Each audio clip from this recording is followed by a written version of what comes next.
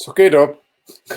All right, we are apparently live. The smooth intro. So, hey everyone, I am Jack Mangan. My partner in crime is actually not with us yet. He's going to join us halfway through. That would be Rich Catino. But I am Jack Mangan. You may know me from MetalAsylum.net, the Metal Hall of Fame, and I'm wearing a Rush shirt. There you go, representing Rush. And I'm. You may also know me through the Am I Evil graphic novel, which we're going to Indiegogo next week, September 9th. We're actually doing a big live stream night on Facebook. We're going to go for a while, have a bunch of special guests. So tune in for that, and please do support the project. I won't go on too much about that, but I'm talking to two gentlemen who are somewhat familiar with Am I Evil. I don't know if you guys have ever heard this song, but we are really thrilled and honored today to be talking to the vocalist and, of course, the founding guitarist from legendary heavy metal, new wave of British heavy metal band Diamond Head. We've got Brian Tatler and Rasmus Bom Andersen. Guys, thank you so much for taking some time to talk to us today. Pleasure. Hello there. Hello, everyone. So this is, like I said, this is a thrill. And, last year I remember talking to Brian and saying, I don't often get starstruck, but I am. And I still am, I'm still starstruck talking to you guys. It's really it's amazing. You don't talk to your guitar and songwriting heroes every day. So it's a great thing. Thank you. But let's get started with probably the question everyone's asking these days is how are you? How is Diamond Head, and how are you guys coping with the world situation in 2020? Well, I'm not enjoying it. The lockdown thing. I mean, it stopped Diamond Head from doing everything almost. What we enjoy touring. We enjoy having gigs. We've got loads of festivals. We've got a cruise booked, all kinds of things, and it all just got put on, either cancelled or postponed till 2021. So like most bands, we're sort of twiddling our thumbs a little bit. The only thing we can do is write songs. So I thought, well, I'm going to try and do something constructive and use the time. So we've been writing, and I was at Razzies the other week, socially distancing, of course. We made a good start on, the next stage of the writing process, shall we say? Great. Your turn. There isn't much that you can do, is there? No. Right. No. Right. Well, I mean, I'm glad to hear, the news that you're writing is great, because I think, the current, your current core team has been fantastic. I think the last two albums have really both knocked it out of the park. I mean, Brian, we geeked out a little bit about the Coffin Train last year when we spoke. I think it's a fantastic album, so I'm encouraged. So, I mean, well, since you went there, tell us a little bit about the new material. Both of you guys tell me a little bit about what you're writing, where your heads are, what the riffs and the lyrics are sounding like. Well, for the past 6 months, that's all I've done almost, is just keep working on new ideas and revitalizing old ideas. Sometimes I've had a riff for years that has never made it into a song, or I've always thought I like that riff, but it hasn't got a chorus maybe, or there's something, that didn't get to the final stage where we get vocals on it and things like that. So I've been doing a lot of preparation for the next album, and I think already I've got some great ideas, and I think people will like it. We've done the same thing. It's stick to the brief. We're trying to make a Diamond Head album and not go too far in any weird direction. We always use that brief as a way of just keeping it together and not, offending anybody. Well, we're not trying to go out on any tangents. We're just trying to make sure that we echo what is the core part of what Diamond Head and the Diamond Head sound. Although we are trying to push things a little bit more, it's 2020. So we're trying to move things along a little bit without pushing it too much. Yeah. So, the last time was very well received. So we think, okay, well, we can go slightly further, but also I want to do an even more powerful album than Coffin Train. I've got it in mind, the sort of record we should make. So I think it's in hand. Wow. These hands. It's in capable hands. So it sounds like I'm not putting you on the spot, but you tell us. So it sounds like you've got a full album written, or you feel like you're almost there. Not yet. Far from it. Okay. A lot we made of a start. Brian has made the leg, like the big start from everything during lockdown. I've done more preparation on this album than I've done on any of the others. Yeah. Okay. Well, yeah, as you said, I guess you have time. It's a different world. Great. So it sounds like, again, I'm not putting words in your mouth. It sounds like looking at 2021 then for. Oh yeah. Okay. Yeah. Well, so we'll see what the story is going to be with lockdown. We don't know when we can sort of get together and actually function as a band again in the writing scenario. So we have to wait and see what happens. But we're doing all the legwork that we can to get most of the pre-production sort of on the go before we start to work together. Well, when we can go outside again and it's not a nuclear holocaust and all that. Right. Yeah, you have to wear the hazmat suits in your practice and on stage. But I've got a dinosaur suit I could wear that sort of works as a hazmat suit. That could be a good look for you. Yeah. I think we need to see that. Yeah, it's like the old Peter Gabriel stuff, right? When he wore crazy stuff on stage. Yeah. No, that's it. That is exciting. Now, I know some bands for the current crazy situation. I've seen bands who kind of come together and either do just little kind of just fun covers, or they kind of get together and do streaming concerts. Is that something that you guys have discussed, or is it? What are your thoughts on that? I'm not keen on the streaming concert idea. It seems to me like the band have to put a lot of work into making it happen, probably fund it as well, and then hopefully enough people will want to watch it around the world. And so I think that risk makes it difficult for us, because it's really difficult to judge how many people would want to watch it. It's I think there are ways to do it. I think a lot of people worked out how to sort of bridge the digital gap while they have been away from the stages. But I agree with Brian that it's not an easy thing to do. It's a lot of technical effort that needs to be put in, etc. And depending how big a scale you're looking at, I know Metallica and some of these big bands, they've done the sort of full scale thing with crew and everything, but in a social distance way, and I guess hazmat suits and all that. But it's quite complicated. But you do see a lot of people, a lot of musicians that have sort of had that itch of playing. So how can we get to the audience? And they'll do their live gigs or figure out a way to put it online, which is interesting. But like Brian said, it's a bit weird. It's also a disconnect in a massive way. Even the thing when people talked about doing live gigs, but everyone has a little platform with 4 people max from the same household and all that.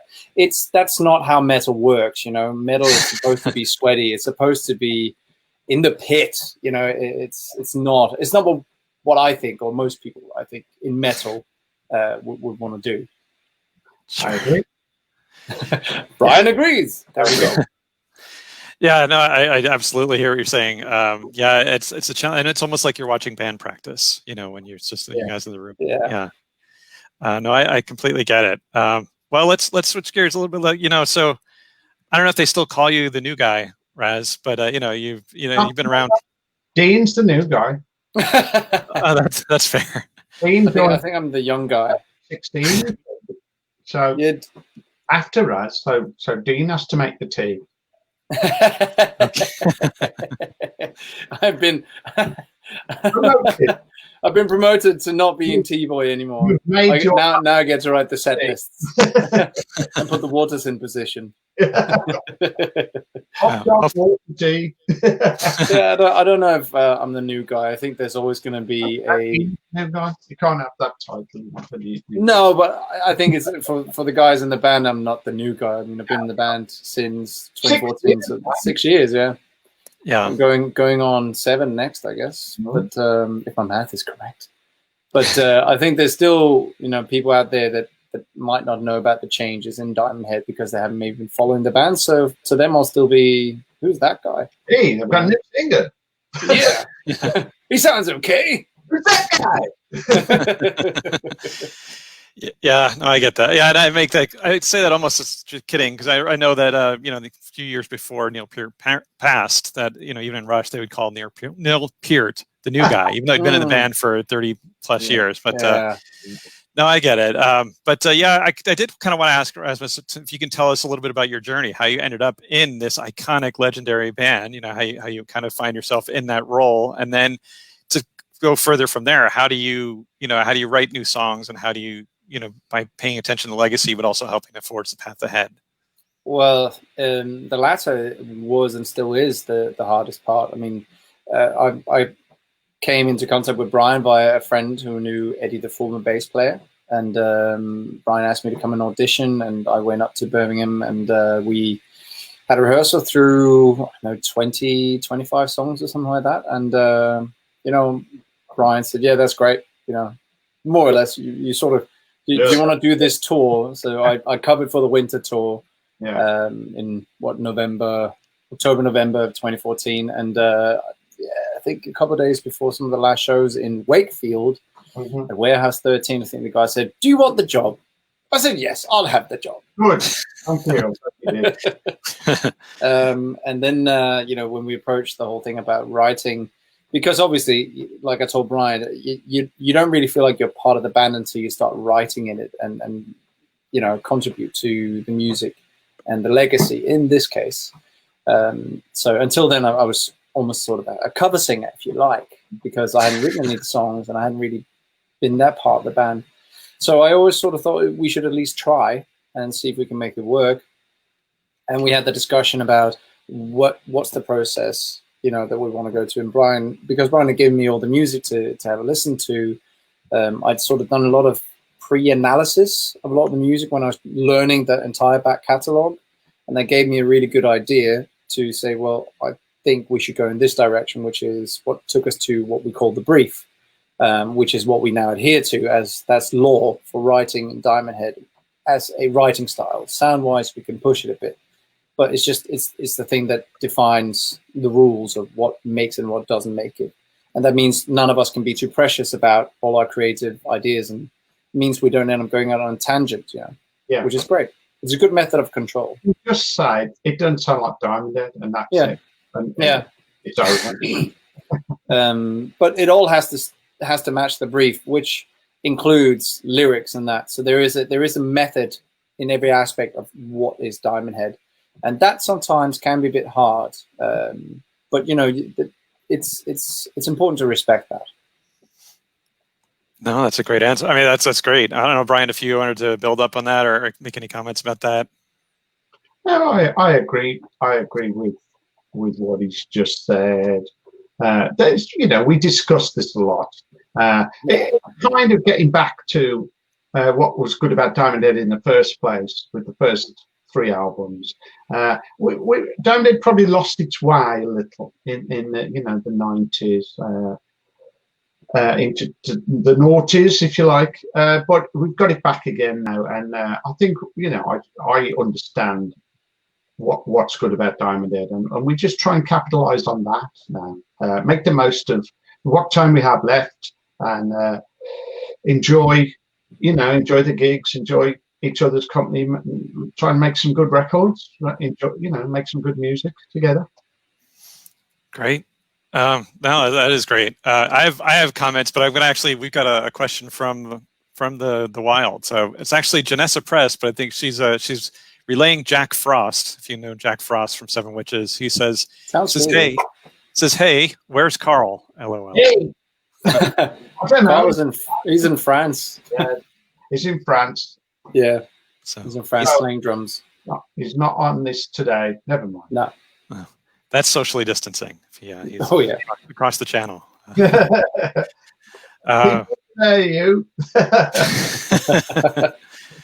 Well, so I guess my comment, I want to turn this into a question. I don't want to just kind of... At least closer than he was.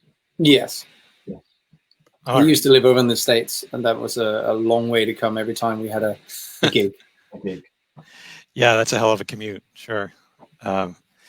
Actually, so let me go there then. Actually, I'll go back to my original question. So I was going to comment and then turn it into a question, basically say that, I hear, again, I'm not buttering you up too much here, Brian, but Brian Tatler, of course, is such a foundational player, and certainly I think underrated and underappreciated. Just obviously all your contributions to metal history. There's kind of a signature Brian Tatler kind of riff. I think there's a band you might have heard of called Metallica who've picked up a lot on that. But yeah, I think I hear it in a lot of stuff. I hear it in Maiden. I hear it in a lot of modern music. So I mean, and that was my comment.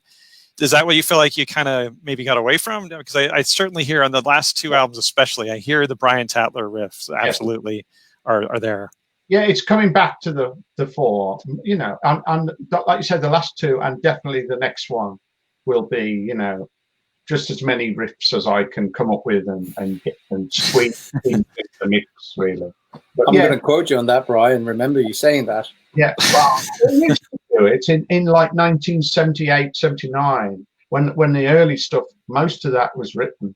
I'd come up with a riff. We'd say, "Oh, I'm going to get this riff in." We'd just, even if we just did it 4 times and then we'd never revisit it, we just seemed to want to keep piling riffs into the songs. So a song would have 4 or 5 different riffs, and I quite like that now. I mean, it's a Black Sabbath thing. They used to do it. And so that's probably where I got it from. But I definitely have come up with some good riffs for this next one. So that's a good basis for me. All right. You heard it here. Yeah, I'm looking forward to it for sure. Let's geek out a little bit more. Something I've noticed, actually, I didn't bring it up last time we spoke, Brian, is that, again, as a foundational heavy metal band, a huge part of heavy metal history, your guitar sound has always been pretty rock solid, but it's also never been over drenched with, you're not playing Ministry, you're not playing, this stuff where it's drenched in distortion. I mean, again, I keep bringing up Rush, but it's like an Alex Lifeson or a Pete Townsend. I feel like you're closer to that than maybe to like Kerry King. Yes, yeah, that's right. I suppose it's because I'm a bit old school. I grew up with the 70s bands, and they would all be using Les Pauls, Marshalls, SGs, things like that. So the AC/DC sound is awesome, but that's quite a clean sound. So I think I'm more distorted than that. But I'm probably not as distorted as a lot of the, your Metallicas and bands after Metallica, because I hark back to that sort of 70s sort of classic rock sound. I mean, my sound's probably got more distorted as the years have gone on. In 40 years, amps have changed so much that and the amount of gain you can get nowadays. So I've probably got more slowly over the years, but I still look for a certain type of middle and tone in the actual sound of the amp and the speaker. All right. Well, and since we went there, can you tell people a little bit about the guitar or guitars that you go to, that you kind of go back to again and again? My main guitar is a Gibson Les Paul standard. I like the standards more than the customs because they're a bit middlier. I always think customs are a bit bassier. I like the Flying V, and I use that from time to time, and I use it live when we're not flying. If we're going to fly, I'll take a Les Paul because I always think they're a bit fragile to throw in the hold and all that. But when we're in touring, say Europe or something, I'll usually take a Flying V, and I just think that's part of the Diamond Head thing as well. The V, people want to see the V. Where's the V, man? Sometimes they cheer when the V comes on. Yeah. Oh wow! Do people still bring the cardboard, or is that a relic of the past? No, they don't bring the cardboard. They should though. They should bring the cardboard. Yeah, I was gonna ask what your reaction. I know since we're 40 years out, I guess you're safe to say if you thought it was silly, but I guess it sounds like you appreciated that when that was. And just for people who don't know, that was a staple of the early days of new wave of British heavy metal. Is people bring their cardboard guitars to shows. Not that often. I mean, it was in Sounds and all that. There was a guy called Rob Lew, and I mean that I can remember that name from Sounds from 1979. But yeah, he used to bring a Flying V to gigs that he'd made himself. And there was an air guitar thing for a while, wasn't there? Where people would win prizes for being the best air guitarist. Strange, but I suppose it's a bit of fun. Yeah. Okay. Well, yeah. I have more guitar stuff, so I'm going to get back to it. But I want to talk. Well, let's just cherish this history. This great history of the band. And actually, I'll start probably with Raz. I mean, what if you can tell me even before you joined, and maybe if it's changed since you joined? What are some of your favorite from the whole Diamond Head catalog?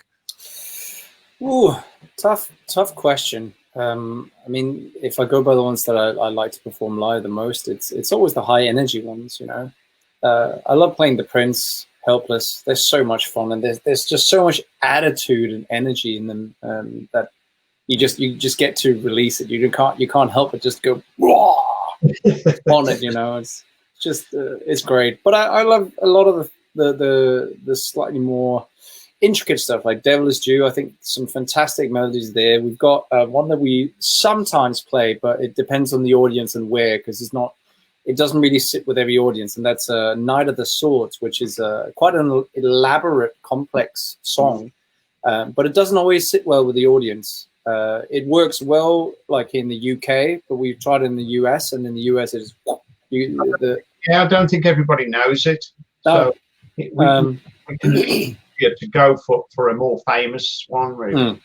But it is a great song, and Raz sings very well. So I love to play that one. Yeah, you certainly do. Because I've listened to a few, you know, recordings and my speakers, of course, and videos. Oh, we have a visitor. Yeah. You Hello. So, gentlemen, welcome to Is this Rich? This is Rich Catino. He's beneath me. Is he beneath you now? No, guys. Metaphorically. So yeah, metaphorically, of course. But hey, Rich, we're just getting their answers to some of their favorite songs from the Diamond Head catalog. I mean, performing live and also just for listening. Okay. Well, I mean, I can listen to a lot of the songs on repeats. You know, the Diamond Head has so many good songs. It's easy to just listen to the majority of all of them, and you don't get tired of them. I think that's really a testament to the root of the writing and the riffs. It's like you can really listen to them again and again, and you do not tire from them. It's quite a rare thing, I think, actually, that you have sort of songs and riffs that they will just go and repeat and on echo, and it's great. You know, there's not a lot of modern stuff that I could go, I'll listen to this again and again and again. You know, but with a lot of the Diamond Head stuff, it's I'm not going to call it easy listening, but you know, it's just easy to listen to. Yeah, it's easy to listen to. There you go. Yeah, you know? well said. I think that's sort of the crux of a lot of the Diamond Head quality of writing, I think. Yeah, I'll say really quickly, and I'll shut up. I feel like people need to know that, Diamond Head is a lot more than 4 great songs. It goes way beyond the ones Metallica have covered. Yeah, The Heat of the Night is just the first one that comes to mind. There's so many great songs. Of course, The Coffin Train. Yeah, we always do Heat of the Night live, and it always goes down well. It's got a lovely, you know, groove and melody to it. And the audience always picks up on it with the Whoa, Whoa, Whoas and all that. It's an easy sing-along song as well, you know. Sucking My Love's another good one.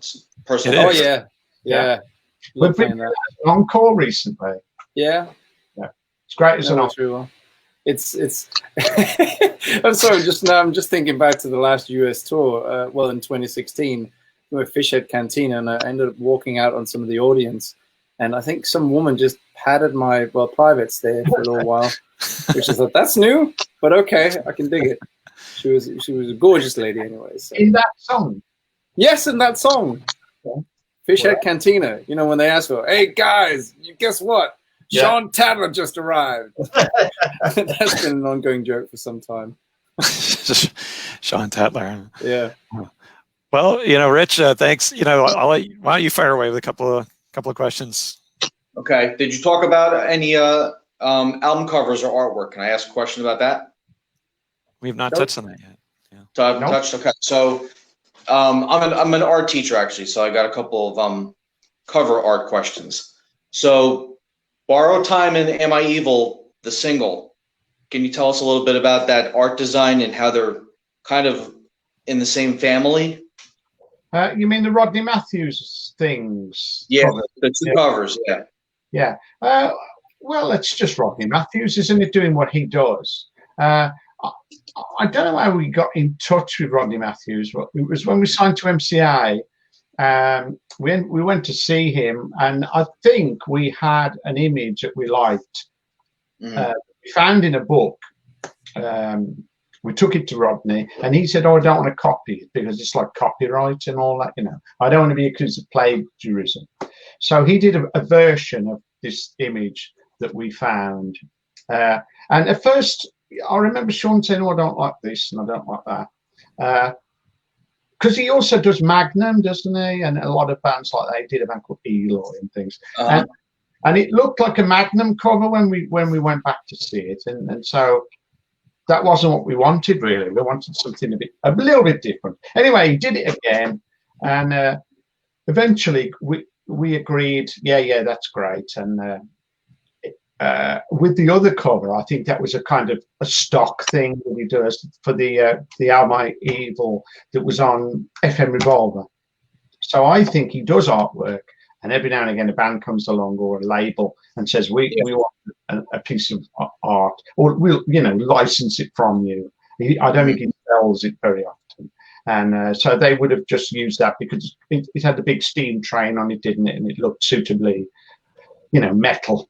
So he would have licensed that piece of artwork. But once we'd done those two, really, I didn't really want to go back there.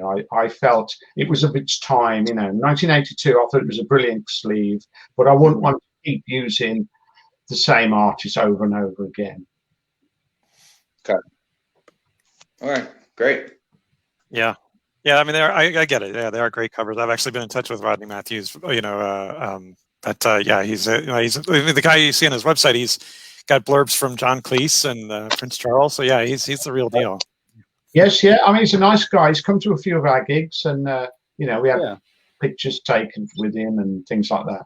But that was a long time ago, wasn't it? 82. I mean, 38 years ago, he did that sleeve. Yeah. Yeah. I think I remember meeting him at one of the gigs in That's 2014. Right. Yeah, I can't remember which one, but I remember this long grey hair. That's right. Yeah, he's still going strong. I mean, he looked good. Yeah. All right. Well, Rich, like I said, I've had 20 minutes. So you have any other questions you want to get?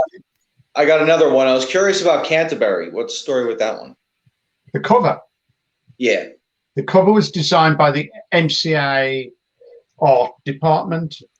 I think, from a rough memory, we were that busy and focused on making the record, we didn't think about the cover. And also, the title of that album changed. So initially, when we went into the studio, we were going to call it Night of the Swords. And MCA didn't like that. So they came up with, you should call the album Making Music, right? And we didn't like that. So we settled as a compromise on Canterbury, which I don't think is a good idea, but that's what we did. And so then, of course, we hadn't got a cover for it. So MCA said, we'll do the cover. We'll take care of the cover. And we were just sort of given the cover one day. And what brass rubbings and green lines and So I don't think we were particularly impressed. But, it was a difficult album to make. So we were probably just, our heads were well and truly blown by that point, and we probably just said, yeah, go for it. Is it one of those things where you'd like to maybe reissue the album and then alter the artwork? No. I wouldn't bother with that. No. It's on Universal, isn't it? MCA were bought up by Universal, so they own those two albums, and I wouldn't want to get into changing artwork. Just confuse people. Yeah, true. Yeah, actually, I was going to ask about, since you bring up Canterbury, I mean, that was a little bit of a change in sound and feel for Diamond Head. I don't know what was the reaction like back then, and what do you now that you have the time, what do you look back on? What are your feelings? But it was a real change, and a lot of people didn't like it at the time. It sold less copies than Borrowed Time, but cost more money. So I think that was a really bad move on our behalf. You're kind of going in the wrong direction, aren't you? If you start spending more on each album but selling less, the maths don't work out for the accountants. And as I say, I mean, we were kind of moving away from the heavy metal tag and the new British heavy metal style, really.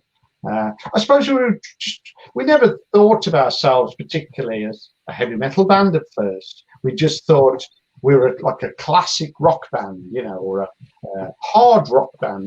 Before the invention of the term heavy metal, bands were just rock bands, weren't they, or hard rock or heavy rock.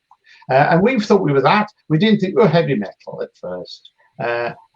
And so as we, you know, progressed, we probably became less and less heavy metal until things changed much later down the line. Great. Hey, by the way, if you're out there watching, I know it's during the day in the US, but if you're out there watching, then feel free to chime in with a question. We already got a question from Janessa Press and Jack Frost, but I'm going to ask a cliche, generic question, one that you guys have heard a million times from interviewers. So I'm going to apologize ahead of time. But tell me, this is a question I just love. I love the answers I get. So tell me about the music you listened to when you were a kid that made you say, "This is what I love. This is what I want to do." What are some of the bands that really, you know, push the button for you? Do you want to start that one, Raz? I can do. Are you pointing to me or? To me. That way. All right. Yeah, sure. I mean, for me, it was Queen. It was Queen that and Freddie Mercury that kicked it off for me, and then I gradually progressed into more of a grunge era, which has impacted me a lot. Soundgarden was one of those bands. There were some bands in Denmark that also sort of gave me a bit of a fire for more of the rock. And Rage Against the Machine was another band. That was sort of what really spurred me on musically to start with. But it all started with Freddie Mercury and Bohemian Rhapsody, I guess. Good song to start off with, though. Yeah. Very good. Very good. Yeah. We often play this game, don't we? For me, it's all the 70s bands. I'm a 70s fan.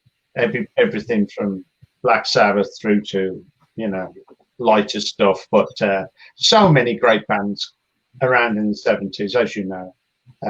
So that all just rubbed off on me. And I always thought it was fortunate, you know, I was fortunate to have an older brother who was 6 years older than me, and he liked rock. So he would buy Zeppelin and Purple and all sorts of bands. And occasionally I'd go with him to watch bands. He'd say, I'm going to see, you know, like we went to see Gentle Giant, for example, or Can, or Black Sabbath and Emerson, Lake and Palmer and things like that. And, you know, he would take me in the car because I'd then be like 13, 14, but he'd get me a ticket. And that was an education, you know, at that age. At the age of 14, to go and see Black Sabbath on the Sabbath Bloody Sabbath tour was really an eye-opener. Oh, that's great. I can't even imagine. That's fantastic. All right, I've got a million questions for Rich. I'll yield the floor to you. Go ahead. What do you got? In recent years, have you guys seen an improvement in your audience, the amount of fans that come to your shows? It's changed. I think we all noticed sort of there was a much younger audience that was starting to show up. That's at least what I remember noticing, right? But what do you think? I'd agree with that, especially in some areas. Yeah. You know, Canada was a young audience. It's great when you know you can make new fans, and those gigs in Poland was a very young audience. Yeah. Really good dates in Poland. We've never been to Poland before, but I think they've really been looking forward to us coming over, and so there's a definite buzz amongst the crowd, and you know, you get the mosh pit. I mean, the more energy they give, you know, the more we give. It sort of goes around in a circle, doesn't it? And it makes the gig so much more fun for us. I think if the crowd are responding to that's the first gig I ever saw anyone cry at one of the Diamond gigs. There was a girl in front who was crying when we played in Heat of the Night, and I had to go down afterwards and just ask her, why were you crying? It's like, because I love that song. It reminds me of my ex-boyfriend. Remember that awesome. Where there was the guy rubbing his nipple? Oh no! Yeah, yeah. That was weird. We look That was really weird. That's bizarre. You see some weird stuff. Brian, your camera has gone massively out of focus. I don't know if you can touch it or something. I did it earlier. I don't know why. You'll look better. Yeah, you have to. You're going to have to get real close to being focused now. Is it You have to trigger. No, not at all. But that's quite fun. Yeah. There's not a focus ring on or anything. You have to trigger the autofocus or something. Yeah. Focus right. I don't know how to do it. If there's a camera icon, can you click on it or something like on your computer? Yeah. Okay. Tech support. Yeah. We'll get them on. Hey, I have my tech support headphones. I can help you, sir. I come back in a minute. It's fine. We'll deal with it. There, your fingers weren't blurry.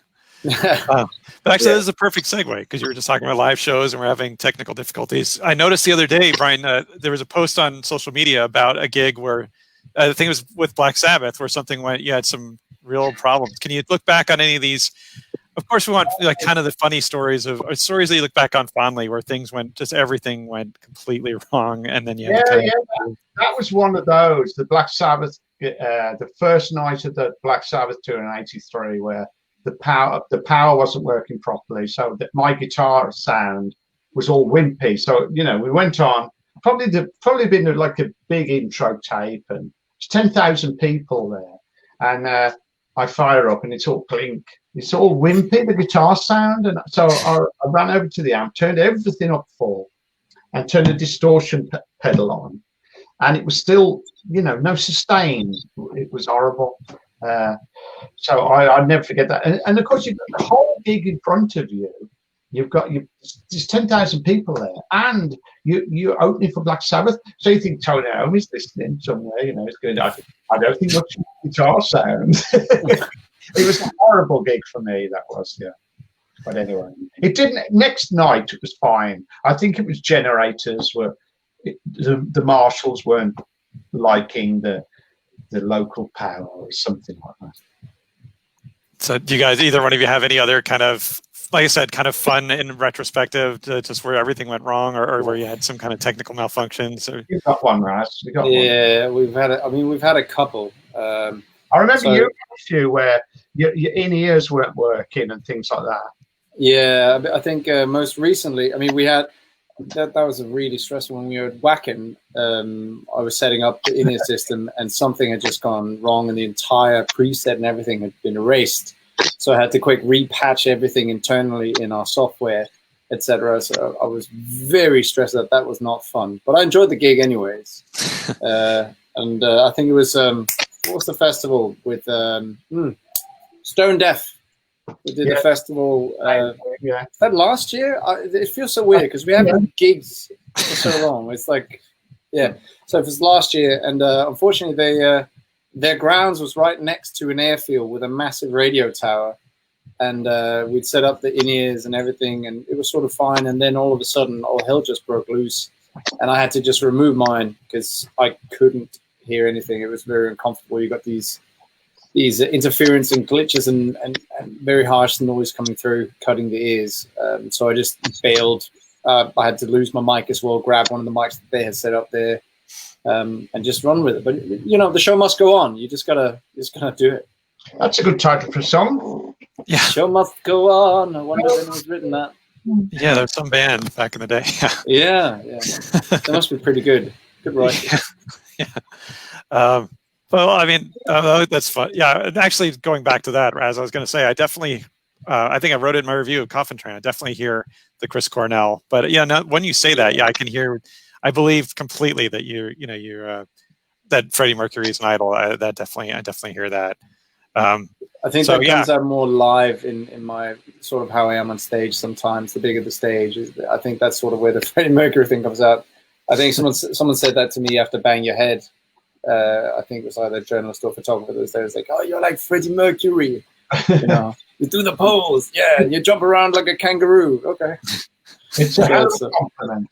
It is definitely a compliment, which I take highly in regard. Yeah. With the Chris Cornell thing, I can't help it. I think he is and was the best rock heavy vocalist that has lived. There are others that are fantastic out there, but for me, he is the best one. I think we did discuss, like, do I sound too much like him? But I think everyone's like, that's not a bad thing. So it's okay. But, you know, each their own opinion on that. All right. All right, Rich. I got a bunch. Go for it.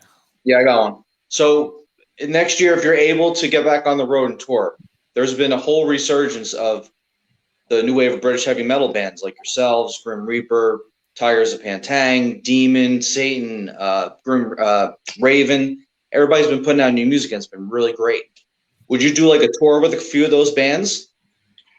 Yeah, of course. If it was right, if it was the right tour, you know, as long as it fulfills certain criteria, I've got no problem touring with any of those bands. We've already toured with Raven, and we've done lots of gigs with Girl School and Type in the past, and we've done gigs with Angel Witch, even Iron Maiden. We supported Iron Maiden. Never done a gig with Def Leppard, but you know, probably never will now. But yeah, definitely, it's great. I like all that style, you know, those sort of bands. And we normally, you know, we all get on. We all realise we're sort of survivors of the scene, and there's a mutual respect. Right. Has it ever been discussed or an idea like thrown around? Well, it's not for me. I wouldn't try and make something like that happen. I do other things, but if someone comes to the band with an offer or an idea, we usually look into every corner and, you know, try and make things work, you know, financially, you know, logistically, as long as we're not, you know, driving 800 miles for $50, then I'm sure, you know, we try and do it. Yeah, that never happens though. The 800 miles and $50 never happens. Well, hopefully along those lines, hopefully you guys get back to North America. Hopefully we'll see you guys in North America, you know, when the world comes back to normal, or we won't go any more on that. But yeah, hopefully you guys get back to North America. That'd be great. Yeah, I mean, Rich, I love that Rich went there with the new wave of British heavy metal, because there's so many of those great bands back from the day. I mean, I think it was Witchfinder General was actually even from the same hometown as you guys, right? Yeah, from Stourbridge. Yeah, so we used to know those guys, and we'd see them in the local pubs, and there'd be like a rock night on a Friday and things like that. And they looked up to us a bit because we were further down the road, and we'd try and give them advice. You know, they'd ask us questions about, you know, record deals and things, and we'd try and suggest a few things. But yeah. They made a couple of albums, didn't they, in about 1981, 83, that kind of period. Yeah. All right. All right, Rich. Like I said, I got plenty, but go for it if you got something. Go ahead. I just gave one, so go ahead. All right. Well, I'll go back to again. We'll talk a little. Let's go back just for a second to the guitar. So it was at 19, and of course, this is.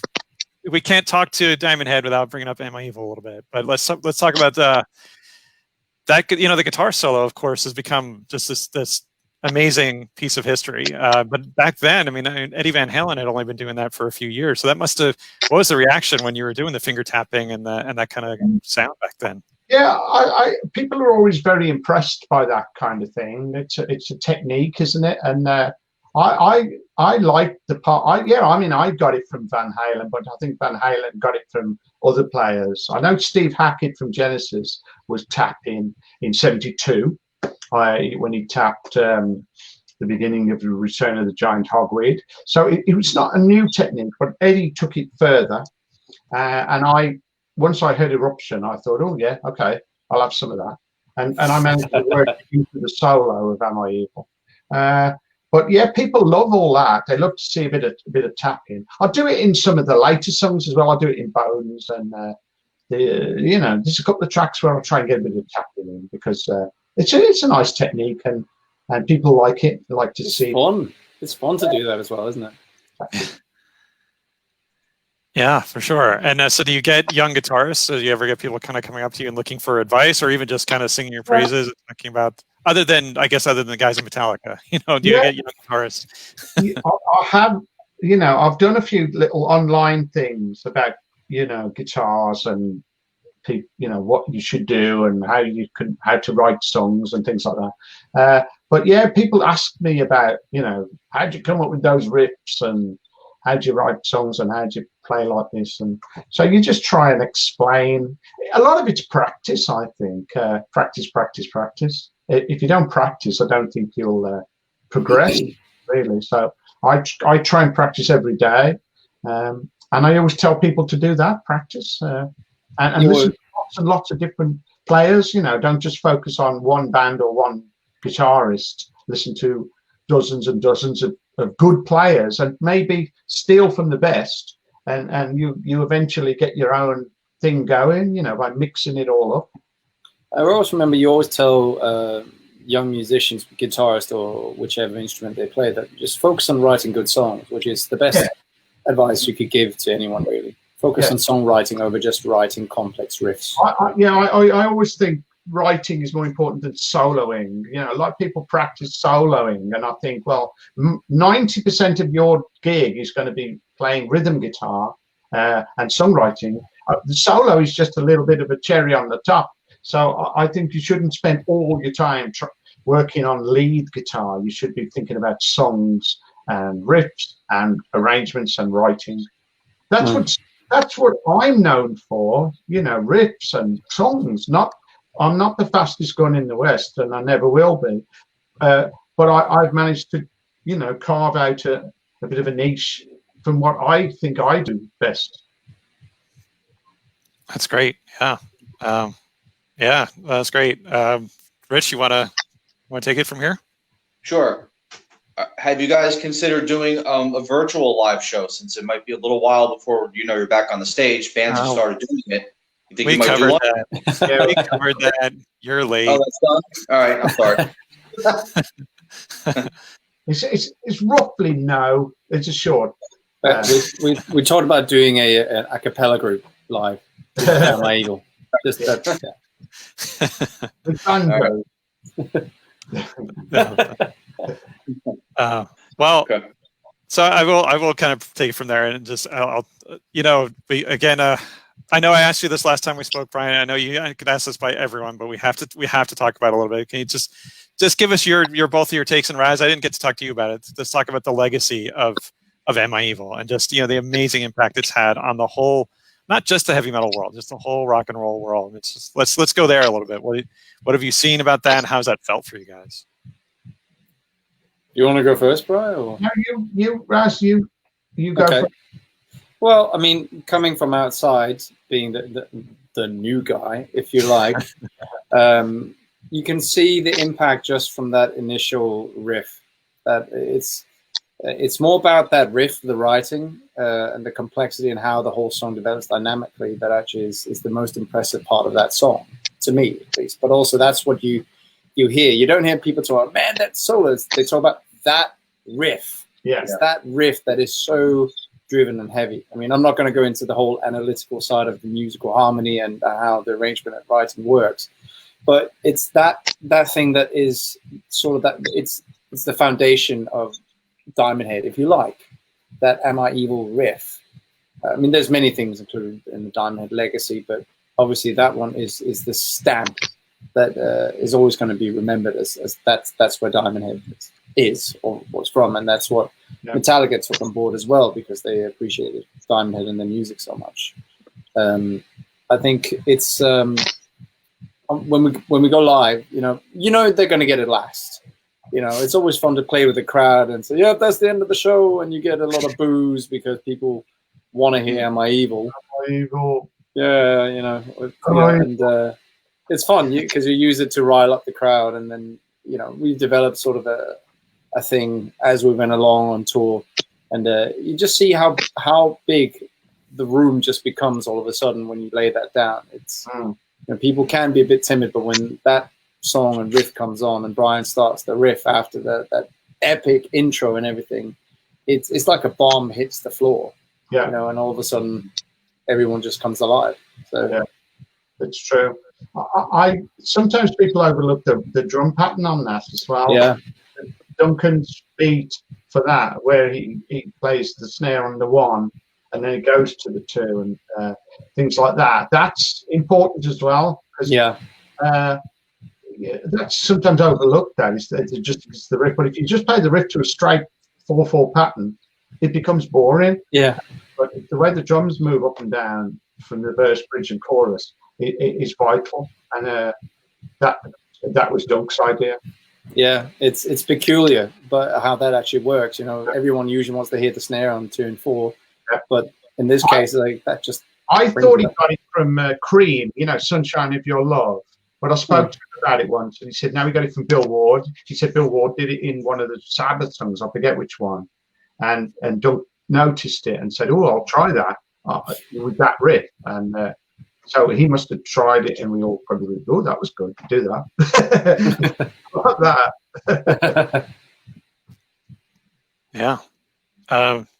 That's, I mean, as I said, I mean, it's on almost every list, right near the top of the greatest heavy metal songs of all time. That's what I mean. It's not. I would never want to be one of those people who pigeonholes you guys as a one song thing. Because as we already discussed, the catalog is very rich and deep. But yeah, it's just the impact of that song. I don't know if Rich, if you had more to go with that, but yeah, I just think I was gonna ask, is there maybe, if you both could tell us maybe 2 songs that you think that deserve that kind of recognition, but it doesn't quite get it? New or old? Diamond Head has. Which one's the Diamond Head? Yeah, from your whole catalog, is there what are 2 songs that you think that should be getting that kind of popularity? The Coffin Train. Yes. Coffin Train is great. I do think Am I Evil's probably our most famous and biggest, and one of the best written songs. The dynamics are really good and really hard to do, because I can't rewrite that song. I can't come up with it again type thing.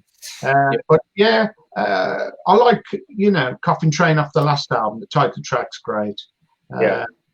I like Knights of the Swords, as Raz mentioned earlier. That's a great track. Devilish Jew's great as well, as Raz mentioned earlier. I'm trying to think of the whole catalogue, because there are so many great songs there that I would like to have that recognition. Obviously, you've got the sort of the big 4 songs that Metallica covered, and they're very well known. And there are so many other songs that, I mean, Turn from Hell, I think that's a fantastic song as well. I agree. That's Carl's favourite, our drummer Carl. Yeah. Favorite. He always says we should do Turn from Hell. Yeah. It gets left out the set sometimes. If you're only doing, say, 50 minutes or an hour, I always think, well, there's bigger songs, but it always sounds great. So we try and do it whenever we can. I'm trying to think of it because, I mean, Am I Evil is such a heavy song. There's a lot of energy, and so I'm trying to pick out songs from that are similar to that. The Prince and Helpless are quite heavy and powerful. So it's To Heaven from Hell. But I think the key thing about a lot of Diamond Head's music is it's very melodic, and it's a lot of dynamics as well. So also a song like Star-Crossed Lovers is a fantastic song, a lot of melody, a lot of clever writing. Sucking My Love, I think, is also one of those songs that is actually a lot more powerful than people think it is. When it hits in. And again, with the dynamic shifts, it's just a very powerful song that also deserves a similar sort of place in the hierarchy, if you like. Yeah. I see. Last time I saw you guys, I think it was in Brooklyn, I want to say. When you guys were here. Invite us? Yes. And that when you guys played that got a good reaction as well, that song. Yeah. That was a good gig. God, I was so dead tired that day. I was dead. I think someone shouted, "Give that man a Red Bull." I was like, "Yes, I'll have a Red Bull." I just need something to wake up. Mm-hmm. But yeah. All right. Yeah, go ahead, Jeff.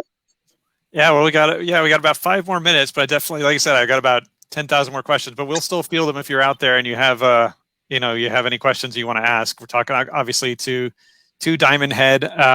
I guess I don't want to retread some of the same questions, but someone says hello. Jan. Yeah, hello. Yeah. There we go. There, you hello can ask. Back. Good. Yeah, feel free, fire away if you got questions out there. Like I said, obviously we've touched a little bit on Am I Evil and everything else. I guess I was gonna ask. I've touched a little bit on who you're friends with. So I guess talk about some of the amazing things that some amazing relationships. Obviously, the famous one, Lars Ulrich, reached out to you guys, and that's kind of a well-known story. But some of the other people who are just the good people and the people that you really love knowing through Diamond Head in the industry. Well, we supported AC/DC in 1980. We did the last 2 gigs with Bon Scott, and we got to meet the band and everything, and they were really helpful, and the crew helped us sound check, and we got a really long sound check. The crew said AC/DC don't sound check, so you've got as much time as you like that. And at one point, their drum tech came up and tuned our drum kit up, because he said, it was the drums were out of tune, and Dunk had a fiddle with his drum key and all that. And he said, "I'll tell you what, I'll sort your drums out. You have a kit." And tuned up the kit, and so they were really, really great to us, and we never forgot that little bit of kindness. So I'm a huge AC/DC fan, and that was great. I think we've got a good relationship with Saxon as well. Heroes over the years, like Michael Schenker and Jimmy Page, and who else have I met? Eddie Van Halen. But I've never met Richie Blackmore, because Blackmore was one of my all-time favourites, and one of the reasons I started, seriously practicing the guitar. But I've never managed to meet Richie Blackmore, so that's still on my bucket list. Yeah, not bad. Yeah, Richie Blackmore. Yeah, that's pretty great. And then Raz, I think you said you're friends with Saxon as well. Well, I think we just in the recent years, and especially in my time, we've had the pleasure of going on the road a bit with Saxon and meet those guys. And they're just true gentlemen. The guys, they're super nice chaps, great team and everything that they have with them. So that's another sort of band out there that we are good friends with, I think. Great. And they're another band. They're another band like yourselves whose new music is as good as their old music. Yes, it's amazing how they keep, making records and touring. Yeah. How many is it now? 20 studio albums? It's like every 2 years an album comes out. That's impressive. Very impressive. Yeah. And they're fabulous live. They put on a really big show. So we've done probably about maybe 10 gigs with them now or something. Yeah. It's always good fun. We love going out with the Saxon lads. Yeah. Yes. All right. Well, great. Well, we have we have a few more minutes. So I guess what I'll probably just say is, Rich, I don't know if you have any more questions, but I'm just going to say, guys, it's really been an honor. I can't wait for the world to return to normal, and so we can see you guys, hopefully get back to North America soon. I'm looking forward to the news that I'm excited that you guys are working on a new album. I'm definitely looking forward to that. I just want to say thank you guys so much. It's really been an honor. I'm still starstruck. I really still am. You guys are just amazing. But yeah, thanks. I'm going to just let you guys kind of take us all out. And Rich, like I said, I don't know if you had anything else you wanted to cover in our last couple of minutes. Thanks as well. Thanks for the music. Thanks for your time, and looking forward to seeing you guys again and new music as well. Yeah. As soon as this virus is sorted, we'll be back where we should be. Excellent. Yeah. In the meantime, everyone, if you've not heard The Coffin Train, then get with it, because it's really, it's one of the best albums of the last decade. It's really, again, not floating your guys' boat. I mean, that's official. It's up on our website. But thank you. Thank you, Diamond Head, everyone. Thank you so much. You're welcome. Bye, guys. Thanks.